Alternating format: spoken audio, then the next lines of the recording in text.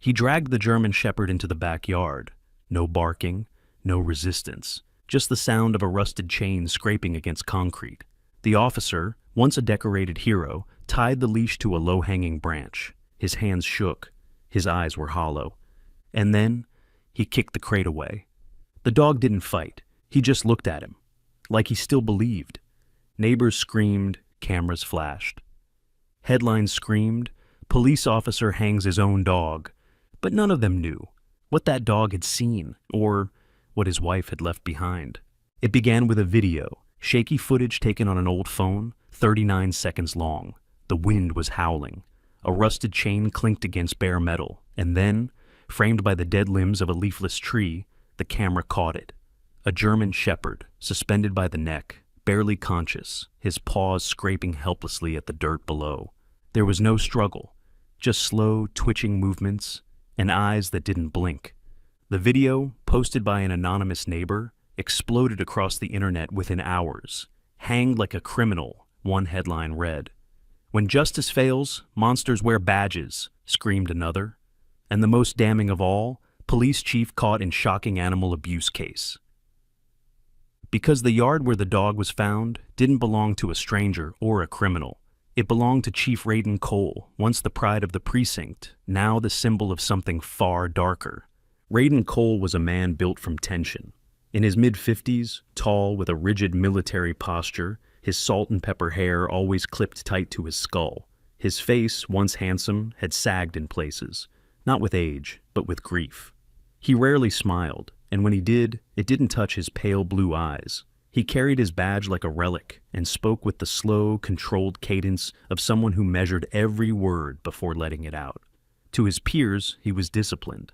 To the town's citizens, he was cold. And to those who'd worked under him, he was simply, untouchable. But that was before the video, before the headlines, before anyone had a reason to call him monster. The house in question had long stood empty, a two-story clapboard shell, sagging at the eaves and veiled in ivy. It had been his once, shared with his late wife, Amelia, before her death 2 years prior. After the funeral, Raiden locked the door and never returned. At least, that's what people believed.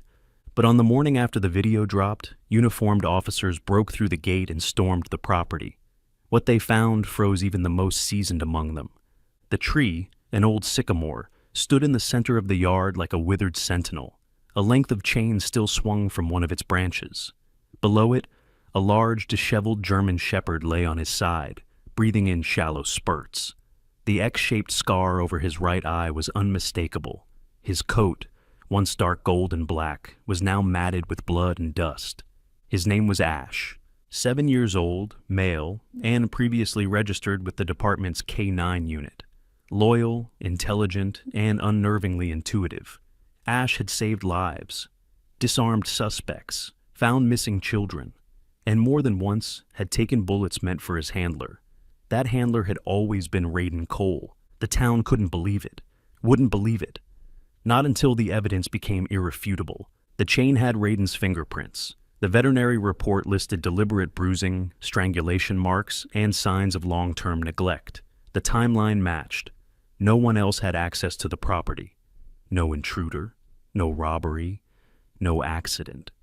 It was murder, almost. Ash somehow had survived. The media took hold of the story like wolves on a wounded deer.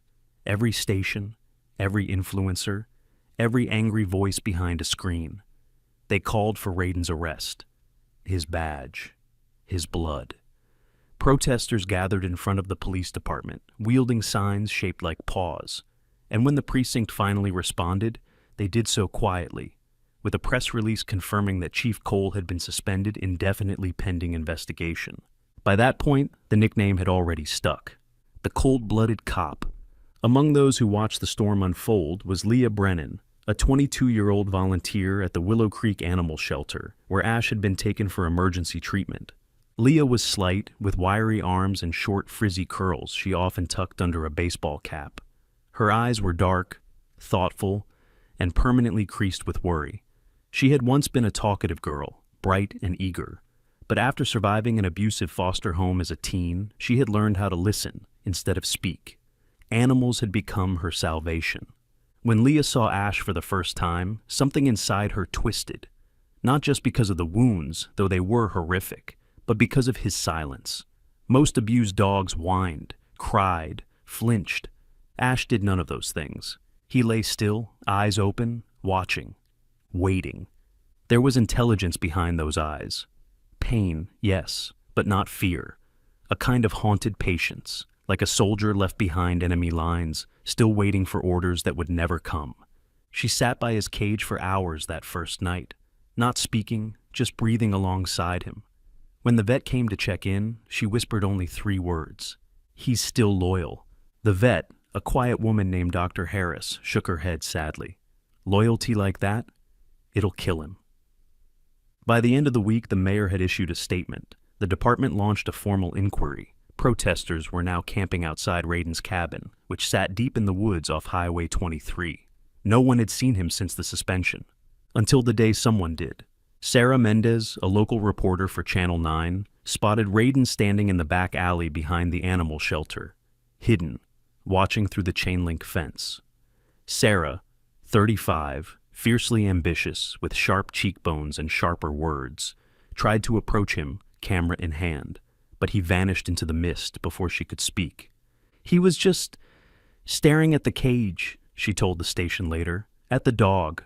Not angry, not sad, just empty." Rumors spiraled. Some said Raiden had finally lost his mind. Others believed he had abused Ash for years and only now had been exposed. But a few, those who remembered the man before Amelia's death, whispered a different theory, that something had broken inside him when she died, and whatever remained, just wanted to forget, even if it meant silencing the last creature who remembered her. By the end of the month, Ash had stabilized. He could walk, though slowly, eat, though reluctantly. His body was healing, but his eyes, those tired, loyal eyes, remained fixed on the door, waiting for someone who might never return. As for Raiden, his badge was turned in, his gun locked away, his name, once carved in plaques, now scrawled in protest signs. No one could understand why a man who owed his life to a dog would try to kill it. No one but Raiden. And he wasn't talking. Long before the headlines, before the protests, before the video had turned him into a pariah, Raiden Cole had been something else entirely.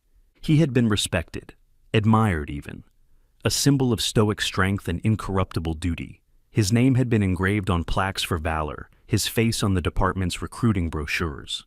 They used to call him the Night Watchman, not just because of his graveyard shifts, but because he never looked away from the dark. He saw it, stared it down, and kept the light on for others. But none of them had ever seen him smile, not unless Amelia was around. Amelia Cole had been the kind of woman people remembered without knowing why. She was slender, with a narrow face and hazel eyes that crinkled deeply when she laughed. Her presence was quiet but grounding, like cool water poured over a fevered brow. An art therapist at the local hospital, she had a way of talking that disarmed people, especially the broken ones. Her love for Raiden had been visible in the softening of his jaw, the rare warmth in his otherwise guarded eyes. They were opposites, and yet whole only with each other. But 2 years ago, on a cloudless Thursday morning, she drove her silver sedan through a rural intersection and into the path of an 18-wheeler. Witnesses said she never braked. The accident report labeled it a tragic lapse in attention. No drugs, no alcohol, no mechanical failure, just inexplicable. What the report didn't mention was that Ash had been there. The German Shepherd had been in the back seat, strapped in as usual. The dog survived with minor injuries. But Raiden, who'd arrived at the scene just minutes too late, had stood over the wreckage, white-knuckled, his badge still clipped to his belt, staring at Ash in stunned silence. He never asked what the dog had seen, never wanted to know. From that day forward, something inside him retreated and never returned. In the weeks following the funeral, Raiden stopped shaving, stopped returning calls, stopped showing up at department briefings unless summoned. His once pristine uniform became rumpled, his voice turned hoarse, as if every word was an effort. But it was the change in his behavior toward Ash that startled those closest to him. Officer Damon Ruiz, a junior patrolman with a stocky build and a quiet, observant manner, had been the first to notice. Damon, barely 30, was one of the few men Raiden had ever mentored. He respected the chief fiercely, but was not blind. He had seen Ash locked in the squad car for hours with no water, had overheard Raiden cursing the dog under his breath, calling him a coward, a curse, a mistake. Once, Damon caught Raiden yanking Ash roughly by the collar after a false scent alert during training. The look in Ash's eyes wasn't fear, it was confusion, betrayal, but no one said anything. Not then. "Maybe grief just makes you mean," Damon once told Detective Clara Yates, an old-school investigator in her early 40s with sharp eyes and a low, smoky voice. Clara had grown up in the same county, raised by a single father who was also a cop. She knew what it meant to bury pain behind duty, but even she had watched Raiden with unease. "You can't bleed forever," she'd said. "Eventually it curdles." Raiden's unraveling went largely unchallenged. He was still competent, still effective, still solving cases, giving orders, holding press conferences with that slow, impassive stare. But after Amelia's death, the man was no longer whole, and no one, not Damon, not Clara, not even Ash, could reach whatever was left inside him. What the public would never know was how many nights Raiden spent alone at that abandoned house, pacing through dust-covered rooms like a ghost clinging to his own grave. He'd park his car out front, the engine idling, Ash still locked in the back seat. He'd unlock the door, step into silence, and sit in the same chair where Amelia used to read by the window. Sometimes he spoke aloud, not to Ash, to her. Sometimes he drank. Other times, he just sat there with his head in his hands until dawn. The violence started small, a snapped leash, a harsh shove. Then came the cellar, the old stone-lined basement with no windows. Raiden would leave Ash there for hours, sometimes days. No light, no food, only silence. Ash never growled, never fought back, never even barked. It was as if he knew, as if he accepted the punishment. Because somehow, maybe, in his dog mind, he believed he'd failed too. Raiden had always been a man who believed in control, routine, precision. But after Amelia's death, routine became ritual, and ritual became madness. He began to convince himself that Ash had seen something, that maybe the dog hadn't tried hard enough, that maybe the dog had let her go.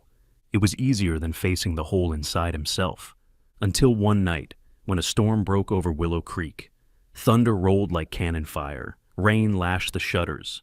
Raiden stumbled into the backyard with Ash in tow, his knuckles raw, his breath stinking of bourbon. He didn't scream, didn't weep, just looped the chain over the lowest branch of the sycamore tree, the one Amelia used to hang wind chimes from. He clipped it around Ash's neck. The dog didn't resist. Then Raiden kicked the crate out from beneath him, but something went wrong. The chain didn't hold. It jerked, snapped slightly, and Ash fell sideways, gasping, choking, but not dying. The commotion triggered motion lights in a neighbor's yard, and somewhere, behind a curtain, a cell phone camera recorded it all.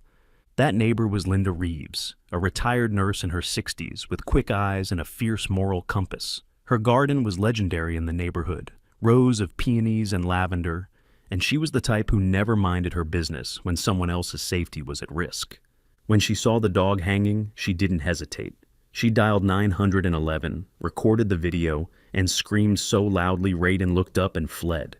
By the time the officers arrived, Ash was barely breathing. Linda gave her full statement, sent the footage to every contact she had. The firestorm followed, and through it all, Raiden said nothing. Not to the department, not to the press, not even to Ash. He vanished from public life like mist in morning light.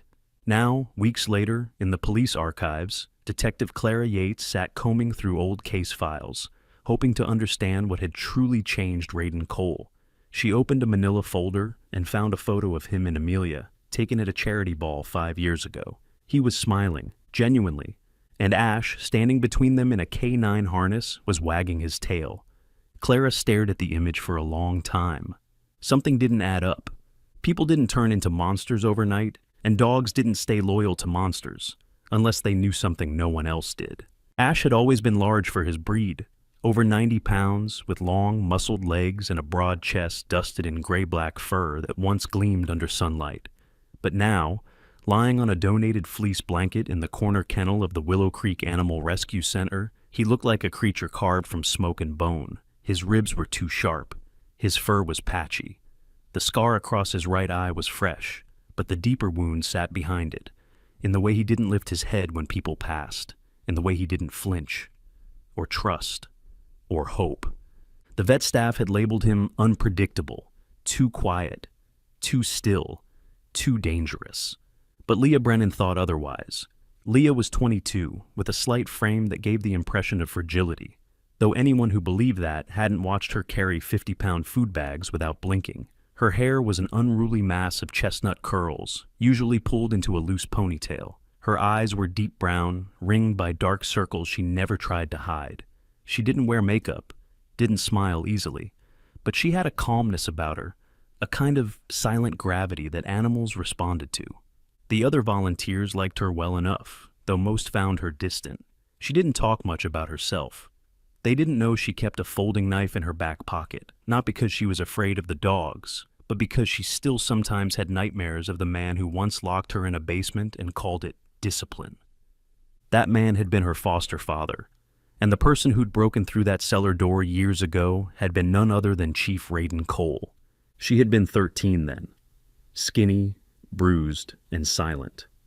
Raiden had found her after a tip-off from a gas station clerk who noticed her limping.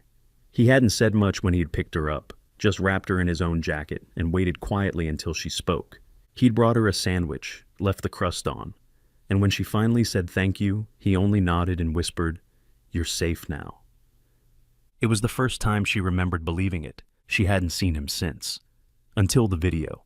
When Ash arrived at the rescue center, barely breathing and held together by adrenaline and muscle memory, Leah had felt something stir inside her, something colder than fear and older than reason. Recognition. It took the staff an hour to get him stable. The vet, Dr. Genevieve Harris, a short, wiry woman in her late 40s with faded tattoos up both arms, sedated Ash gently, whispering French lullabies under her breath as she examined him. She had once worked with search and rescue units after Hurricane Katrina, and she'd seen what trauma did to animals. Her conclusion was grim. Physically, he'll live, but mentally, he's not coming back. Leah disagreed. She didn't say it out loud, but she saw something the others didn't. A flicker. Not in his body, but in his stillness. It was too intentional, too focused. Ash wasn't broken. He was waiting. So she asked to be assigned to him. And Dr. Harris, knowing Leah's reputation with hard cases, agreed. Every day, Leah sat outside Ash's kennel without speaking. She read books to herself, sometimes aloud in a soft voice. Mostly old classics, the kind that made her feel like a child again. She ate her lunch nearby. Sometimes she just sat, legs crossed, elbows on knees, matching her breathing with his.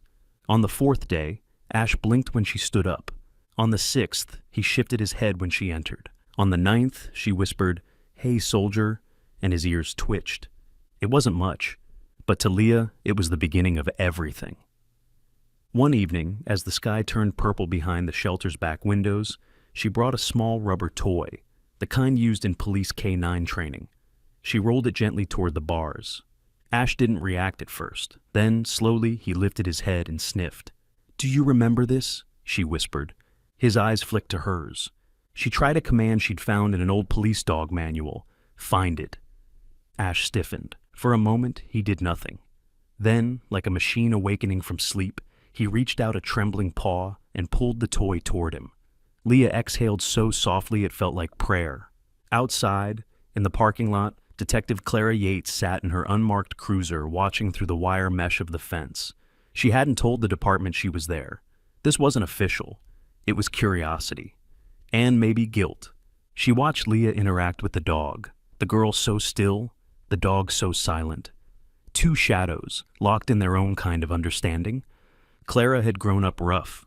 Her mother had vanished when she was 10, and her father, a chain-smoking patrolman with PTSD, had raised her like a recruit. She'd learned how to hide bruises under makeup and how to lie to child services. But she'd also learned how to read people, and what she saw in that kennel wasn't a girl and a dangerous dog. It was a girl who had once been caged, and a dog who'd once been loyal, both still waiting to be let out. Inside the shelter, Marcus Tron, the shelter director, came by to check in. Marcus was a tall, gangly man in his early 30s, always dressed in faded band tees and cargo pants. He had a kind heart, but ran the shelter like a clock, partly because order comforted him, partly because his younger brother was autistic and had taught him that predictability could be sacred. Marcus eyed Ash cautiously. "He give you any trouble?" Leah shook her head. "Not once." He folded his arms. "Staff wants him listed as high risk. No one wants to clean his kennel. Even Harris says he's got that dead-eye stare, like he's calculating something." "He's remembering," Leah replied. Marcus raised an eyebrow. "You sure about that?" "Yes," she said softly. "He's not angry. Just lost." Marcus nodded, trusting her. He always had. That night, as the shelter emptied out and the building fell silent, Leah returned one last time to sit beside Ash. The fluorescent lights hummed above her. Outside, the wind carried the faint sound of tires on wet asphalt. "You knew her, didn't you?" she murmured.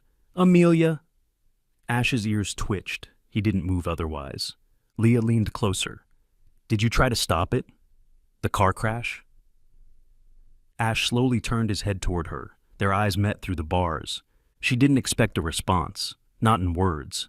But what she saw in those eyes, just for a second, was raw grief. And then, for the first time since his arrival, Ash made a sound.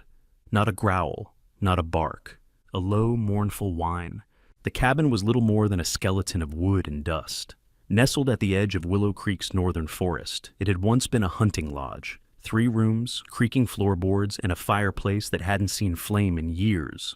The furniture was mismatched and sparse, the walls bare. The only personal object in the entire place was a cracked photo frame sitting on the windowsill, facing outward. It held a photo of Raiden and Amelia standing together on the courthouse steps, their hands locked, Ash sitting obediently at their feet, his tongue lolling, a medal around his neck. Raiden Cole had been living here for months now, if living could still describe what he did. He looked older than his 53 years, shoulders hunched, hair graying fast, beard coarse and overgrown. He rarely bathed, ate in silence, and slept only when exhaustion overtook him. His once iron posture had given way to a kind of permanent slump. He no longer answered his phone. The police department had stopped calling anyway. The world had moved on, but he hadn't. Sometimes, late at night, he'd walk down the dirt road into town, hidden beneath a hooded coat, just to stand across from the animal rescue center. There, behind the mesh fence, in the last kennel by the western wall, Ash still waited. Raiden never got closer than the shadows. He'd just watch, for hours. Sometimes, Ash would lift his head. Sometimes not. They hadn't made eye contact since that night beneath the sycamore tree. On a Thursday evening in October, the quiet of Willow Creek shattered. Gavin Mertz, a paranoid drifter in his late 40s with a history of mental illness and weapons violations, walked into Barlow's Market with a sawed-off shotgun and a backpack full of stolen pills. Gavin was tall, gaunt, with wild, unwashed hair and eyes that jittered like broken glass. He hadn't meant to take hostages, but when the store clerk panicked and tripped the silent alarm, things escalated fast. By the time patrol officers arrived, Gavin had barricaded himself in the freezer section with 3 hostages, a cashier, an elderly man, and a child no older than 8. The child, Eli Dawson, had been shopping with his older sister. She'd run for help. He hadn't been fast enough. With the SWAT team an hour away and negotiations failing, Acting Captain Roland Bishop, a young officer with ambition but little field experience, was out of his depth. Bishop was in his early 30s, sharply dressed, clean-shaven, always smelling faintly of expensive cologne. He had risen quickly through ranks, too quickly, some said, and treated leadership like a performance, always in search of cameras. But tonight, there were no cameras, only panic and guns. Bishop made the call to breach, but his team wasn't ready. No plan, no maps, just adrenaline and noise. And that's when someone stepped from the crowd, Raiden. He didn't speak, didn't wait for approval, just picked up a discarded vest from the back of a cruiser, strapped it on, and moved like a man who had walked through fire before. Bishop tried to stop him. "You're suspended, Cole!" Raiden didn't even look at him. "You want the kid out or not?" And then he disappeared inside. Inside the store, the lights flickered, half the shelves overturned. blood smeared on tile from where the cashier had been pistol whipped. Raiden moved silently between aisles, his breath steady, his eyes cold. He found Gavin pacing in the frozen food section, the shotgun shaking in his hands, the child pressed against his leg. Raiden stepped into the open. "You're not a killer, Gavin," he said. "You just want someone to listen." Gavin's hands trembled. "Stay back." Raiden didn't move. "I lost someone too," he said. 2 years ago. The world didn't care, just like it doesn't care about you. But this kid, he hasn't done anything." Gavin blinked. Raiden stepped forward, 1 inch, another. Then the shot rang out. Raiden collapsed to one knee, hit. The room exploded in noise, shouting, boots thudding, glass shattering. But through the chaos, Raiden crawled forward, dragging himself toward the boy, who stood frozen in fear, his arms stretched out. Blood soaked his shirt. But he reached Eli and covered him with his own body, just as a second shot fired. And then, a sound that stopped everything. A howl, low, piercing, furious. Back at the rescue center, Ash had gone berserk. Leah Brennan, who had been sweeping the floors after hours, dropped her broom in alarm. Ash was slamming against his kennel door, barking. Not wild, but precise. His front paws scratched the lock with urgent force. His eyes weren't vacant anymore. They were focused, tracking something she couldn't see. "Ash!" she whispered. He growled low and pointed his nose toward the far wall, as if he could sense the gunfire miles away. Then the lock gave. He bolted through the hallway, past the open gate, into the night. Leah ran after him, stunned. "Ash!" But he didn't stop. Back at Barlow's, officers surged forward, wrestled Gavin to the ground, kicked the gun aside. Raiden lay sprawled on the floor, one arm still wrapped around the boy, blood soaking through his vest and pooling beneath him. Sirens wailed. Flashing lights turned the store into a strobe-lit nightmare. And then, Ash appeared. He burst through the broken doors like a storm, weaving between legs, snarling at officers who tried to grab him until he reached Raiden's side. The dog lowered himself over the man's chest, teeth bared at anyone who came too close. People froze. It was on the body cams. It was caught by local news crews just arriving. A K9 once marked for death, now shielding the man who tried to kill him. No one dared move. Ash stayed like that for 10 minutes, unmoving, a sentinel, until the paramedics arrived and Raiden, still conscious, reached up and touched Ash's neck with shaking fingers. The dog whined and didn't leave his side. That night, the footage played across every local news channel. Clips circulated online. A photo of Ash curled over Raiden's broken body trended on social media under hashtags like #LoyalToTheEnd, #AshTheProtector, and #ForgivenessInFear.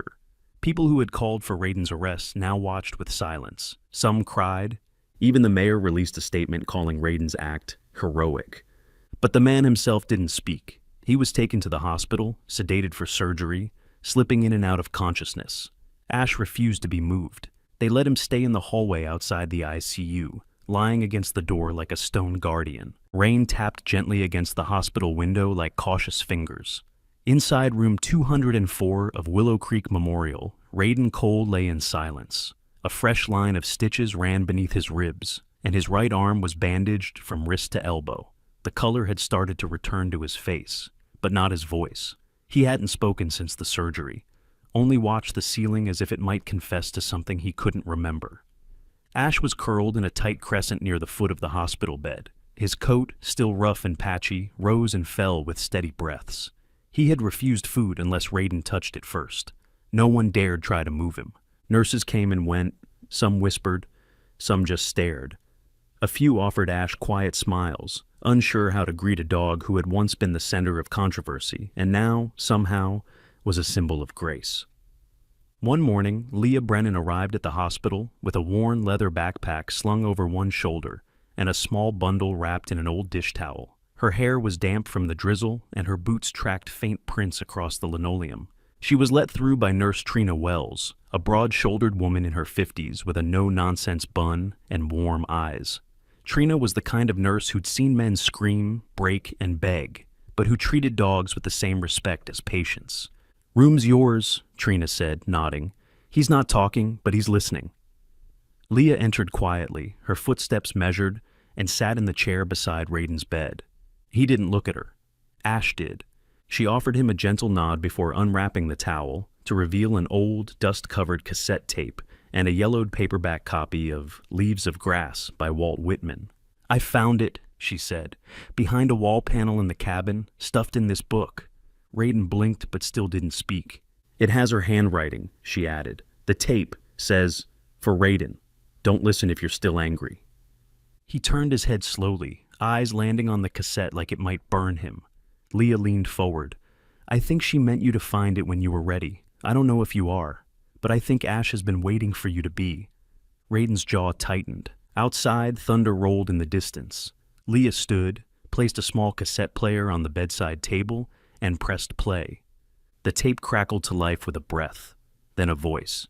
Amelia. Warm, measured, soft. "Ray, if you're hearing this, then you've either forgiven me or you haven't, but I hope it's the first." Her voice was different than the way Raiden remembered it in his dreams. It sounded tired, frayed at the edges, still full of love, but quieter, like someone speaking from deep underwater. "I'm sorry. I know I should have said something. I should have told you how dark it had gotten inside. I tried, so many times. But the words, they stuck in my throat, like they weren't mine to say." Raiden's breath caught. Ash lifted his head. "You remember that night on the porch, when the stars looked like they were bleeding? I asked if you'd still love me if I lost who I was. And you said, 'There is no version of this world where I don't love you.' I wanted to believe you. I really did.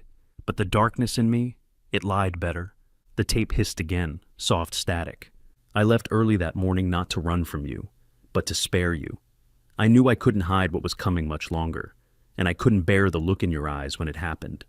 Raiden's hand gripped the blanket. "I didn't expect Ash to follow, but he did.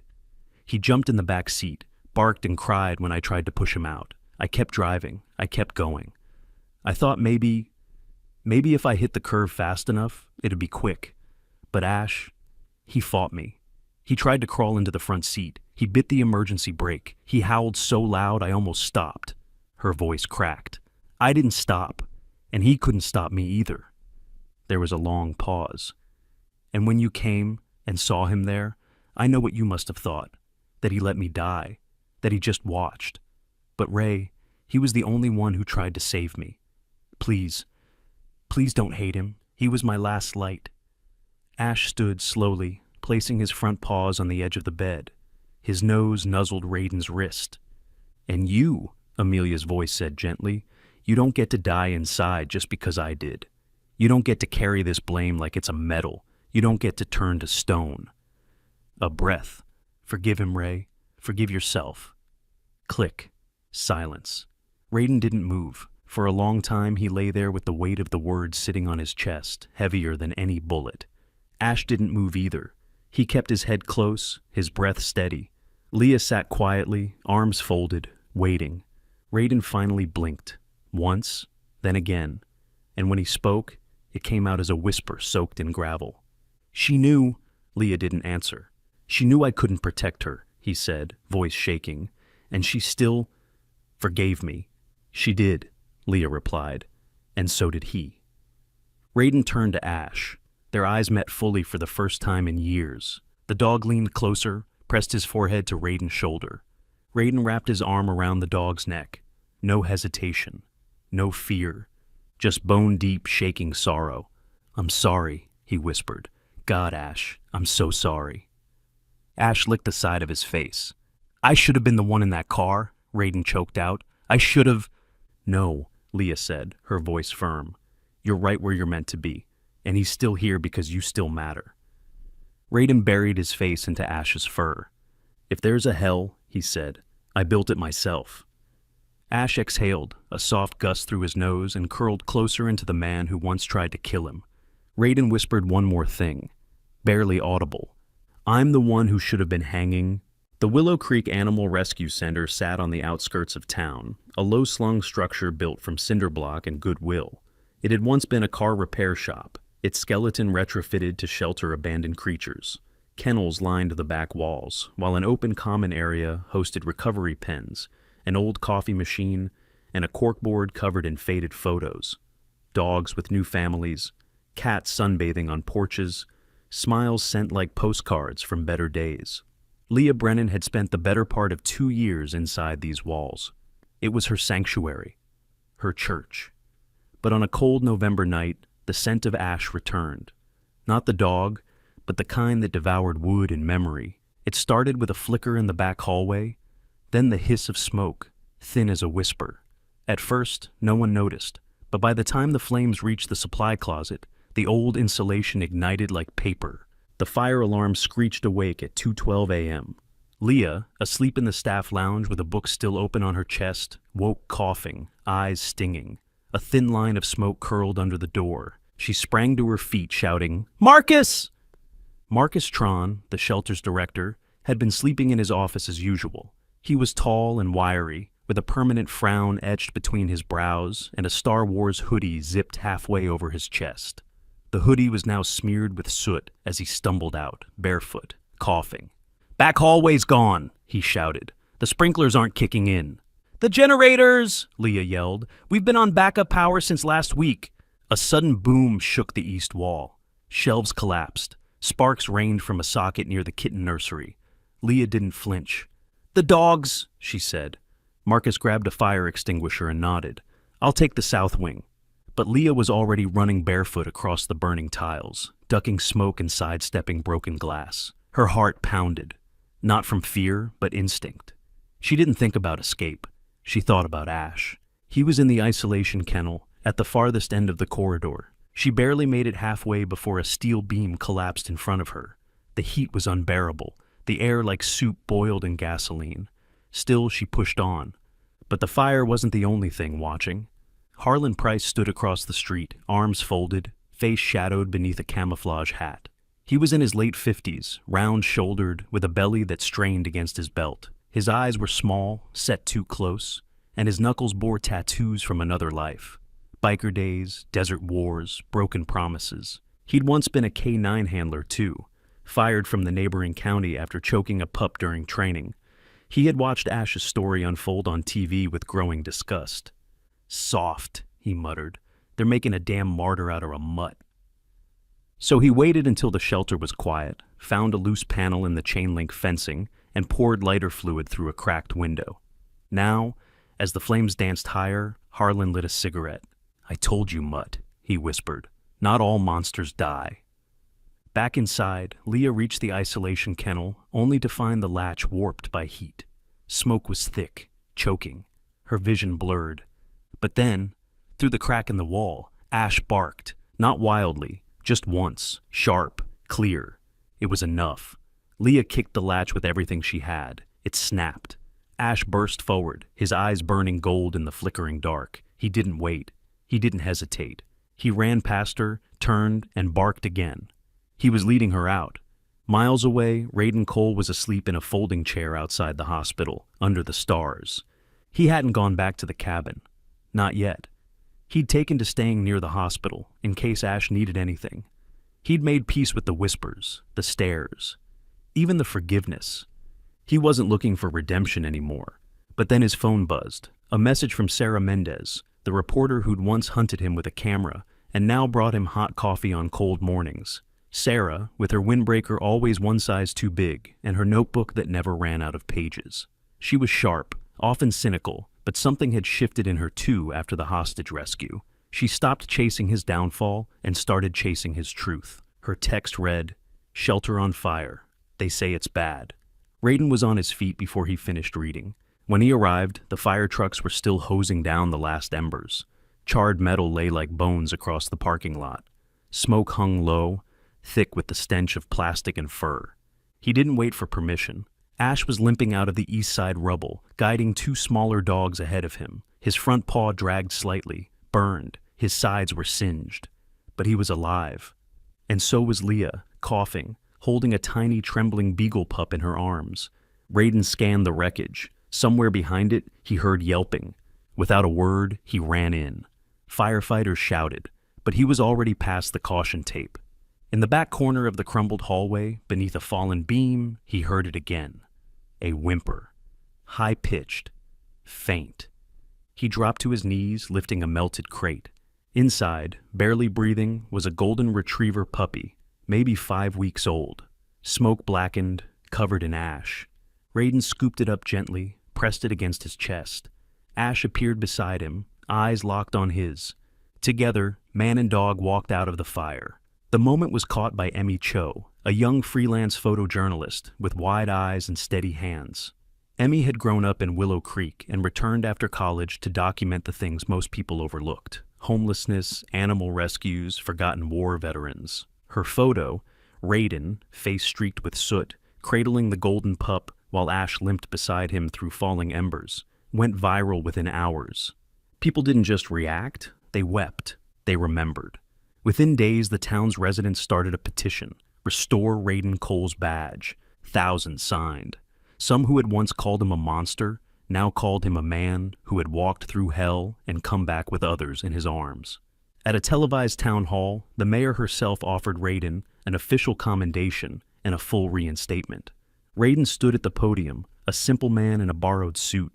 Ash sat at his heel, bandaged paw resting gently on Raiden's boot. The mayor smiled. "Chief Cole, the people would be honored." "No," Raiden interrupted gently. The room hushed. "I'm grateful," he said, "but I don't need the badge." A pause. "Honor doesn't come from a title or a uniform. It comes from knowing you've made peace with the man in the mirror." He looked down at Ash. "I still see shadows, but he's helping me find the light again." The forest came alive at dawn. Sunlight filtered through the pines like golden threads being stitched across a patchwork sky. Birds murmured softly in the canopy. Squirrels chattered along low-hanging branches, and somewhere in the distance, the creek babbled like an old storyteller waking from a nap. The cabin stood quietly in its clearing, still weathered and slumped, but no longer abandoned. Moss had crept across its stone foundation. A new wooden porch had been added with Raiden's own hands. And beside the front steps, a carved wooden sign read, "Ash and Raiden, Gentle Lessons." Inside, the air smelled of pine resin, coffee, and faint traces of wet dog. Raiden Cole, once the man who broke beneath grief, now moved with quiet steadiness. His beard was trimmed, his frame leaner but firm. His hands, once tight with guilt, now found purpose in carving wood, mending fences, and gently guiding small hands. Twice a week, children came. Some were autistic. Others carried anxiety like invisible backpacks. A few had scars, on skin or soul. Parents brought them quietly. Some with hope, others with desperation. They came not for Raiden, though many came to respect him, but for the dog they'd heard about on the news. The dog that had survived fire and betrayal and still walked with kindness. Ash. Once tall and muscular, Ash now walked with a slow, dignified gait. His fur had gone grayer, and the burn on his front paw never fully healed. He no longer barked much. He didn't need to. When he entered the yard, the children stopped fidgeting. Their shoulders softened. Some whispered secrets to him that they wouldn't even tell their parents. He simply listened. To them, he wasn't a dog. He was a guardian. One of the regulars was Miri Gallagher, a 6-year-old girl with dark curly hair and oversized glasses that slid down her nose. Miri was nonverbal, diagnosed on the autism spectrum, and prone to freezing in loud or unfamiliar spaces. Her mother, a school librarian named Nina, brought her every Friday afternoon. Miri never made eye contact with anyone, until Ash. The first time she touched his fur, she gasped, then looked up at Raiden with wide eyes as if asking for permission. He only nodded. Ash rested his head in her lap. Weeks passed. Miri began arriving with a bag of cereal puffs she insisted on feeding him by hand. One morning, she surprised everyone by pointing to a wooden sign Raiden had made and saying, softly, "Shh." Her mother wept. Raiden simply smiled and scratched the dog's ear. Leah Brennan still visited often. She didn't wear the baseball cap anymore. She let her curls run free. She was studying online now, pursuing animal behavioral science, while still volunteering part-time at shelters. Whenever she arrived, Ash would greet her by resting his head against her thigh. Raiden had grown to care for Leah deeply, not as a daughter, but as something between student and kindred spirit. They shared coffee on the porch, repaired broken kennel gates together, and sometimes sat in silence with Ash between them as the forest grew dark. One evening, Leah brought a new arrival, a stray black kitten with matted fur and one blind eye. It had been dumped in a trash bin behind a local diner. "Meet Maple," she said, holding the tiny, trembling creature against her chest. Raiden raised an eyebrow. "You think Ash'll tolerate a cat?" Ash patted forward, sniffed, and gently nudged the kitten's head. Maple mewed once and curled under Ash's belly. "Well," Leah smiled, "that's settled." As the months slipped by, something remarkable happened. People from town, those who had once spit his name with venom, began waving from their cars when they passed the trailhead. Children from local schools wrote letters thanking Ash for being brave. A retired teacher sent Raiden a bundle of old K-9 training books, wrapped in brown twine and gratitude. Reporters still tried to reach him sometimes, but he always declined. His story wasn't a headline anymore. It was a quiet, living thing. Bess tended in silence. On an afternoon thick with summer heat, Raiden sat on the porch with a hand-carved cane beside him. Ash lay stretched out in the sun, one paw crossed over the other. Miri had just left, waving shyly from her mother's car window. Maple slept in a flower pot by the door, dreaming of mice and sunlight. Raiden leaned back, hands behind his head. He studied Ash. The dog's breathing had slowed over the past few weeks. He didn't climb stairs anymore. He ate less, slept more. His eyes, though clear, were often distant, as if already drifting towards some other place. Raiden understood. They'd both walked through fire, they'd both paid the price, and now they were home. He got up slowly, knees aching, and walked over to the dog. He knelt beside Ash, one hand resting gently on his shoulder. The old shepherd opened one eye. "You tired, old boy?" Raiden murmured. Ash blinked. The light fell golden through the trees, catching the curve of Raiden's jaw, the silver in Ash's fur. Raiden brushed a leaf from Ash's flank and whispered, "If there's another life waiting, pick someone better next time." Ash didn't lift his head, but he did wag his tail, once, and then, with his muzzle resting against Raiden's boot, eyes closed, body warm beneath the fading sun, Ash went still. There was no ceremony, just a burial beneath the sycamore tree behind the cabin, the same kind that once bore weight in silence, now transformed into something softer, a memory tree. Leah planted wildflowers over the mound. Miri placed a drawing beside it, of a brown dog with wings. Raiden didn't speak at the graveside. He only knelt, hand pressed to the soil, and stayed there until night. That evening, long after the last child had gone, Raiden stood alone in the cabin. The air felt heavier without the click of paws across the floor, without the soft thump of a tail when he opened the door. He walked to the mantel where the lantern sat. A gift from Amelia, years ago. He hadn't lit it since her funeral. Now his fingers brushed the flint wheel. It caught. Flame bloomed, small, steady, golden. He placed the lantern in the window. Let the forest see it. And for the first time in many, many years, the cabin was no longer dark. Sometimes, the greatest miracles don't come with thunder or blinding light. They arrive quietly, in the loyalty of an old dog, in the courage to face your past, or in the grace to forgive yourself. Raiden didn't find salvation in a courtroom or a badge. He found it under a tree, in the eyes of a child, and in the gentle breath of a dog who loved him when no one else did. Some might say Ash was just a dog, but maybe, just maybe, he was more than that. Maybe he was a whisper from God, reminding us that no one is too far gone to be loved again. Not even a broken man, not even you. A prayer and an invitation. If this story touched your heart, say a quiet prayer for the Raidens, for the Ashes, and for anyone still lost in the dark, waiting for their light. Leave a comment if you've ever been saved by the love of an animal. Share this video with someone who needs to believe in second chances. Don't forget to subscribe, because every week we bring you real stories of faith, healing, and hope. May God bless you. May He walk with you through the fire. And may He always send someone, two-legged or four, to guide you back to the light.